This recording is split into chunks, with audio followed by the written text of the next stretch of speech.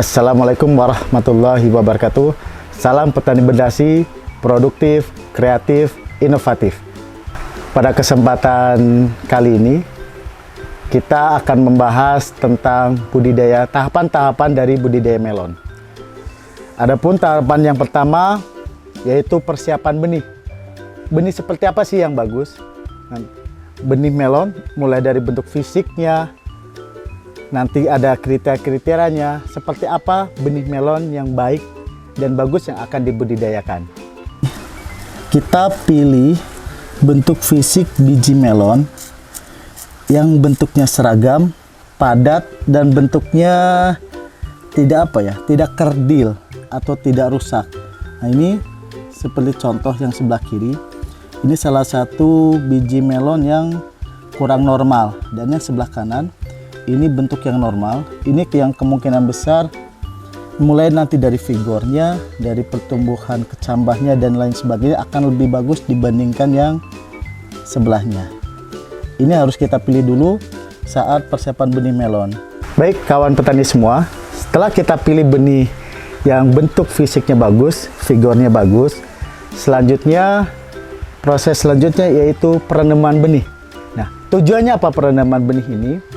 Adalah untuk memecah dormansi, karena selama ini si biji ini dia seperti tertidur karena disimpan dalam waktu yang cukup lama. Tujuan dengan direndam agar benih ini siap akan ditumbuhkan kembali. Salah satu cara itu dengan perendaman benih. Dan di depan ini kita telah siapkan alat-alat dan bahan yang akan kita pergunakan untuk perendaman benih. Yang pertama pasti benih yang tadi kita udah sortir, kita pilih. Yang kedua ada air. Yang ketiga ada ZPT, zat pengatur tumbuh. Nah, ini fungsinya nanti agar pertumbuhan kecambah calon akar ini lebih seragam. Bahan yang selanjutnya itu booster. Nah, booster ini fungsinya buat apa? Yang paling utama untuk mengantisipasi ataupun menghambat sisa-sisa jamur, takutnya ada yang terbawa oleh si biji tersebut. Nah, selanjutnya ini kita sediakan tisu dan toples kecil. Mungkin nanti tidak harus toples, bisa wadah yang lain. Ini untuk proses pemeraman sampai si biji ini mengeluarkan calon akar. Kawan petani semua, langkah selanjutnya kita ambil biji atau benih melon yang tadi yang sudah kita pilih.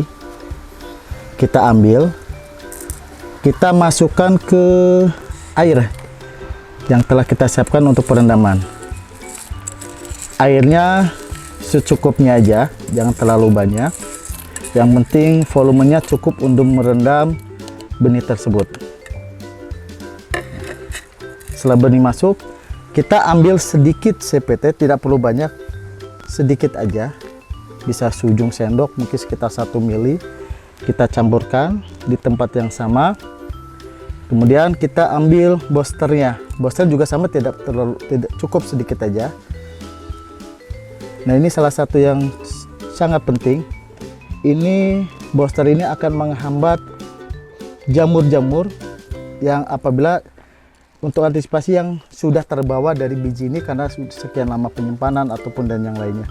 Setelah semua bahan tercampur, kita aduk. Kita aduk serata mungkin beberapa waktu. Setelah dianggap semuanya tercampur homogen, kita diamkan perendaman ini kurang lebih 5-6 jam. Untuk waktu perendamannya sebenarnya kita lihat dari bentuk kulit jenis biji tersebut. Apabila bentuk kulitnya, fisik kulitnya itu lebih tebal, lebih keras, perendaman mungkin waktunya akan lebih diperpanjang.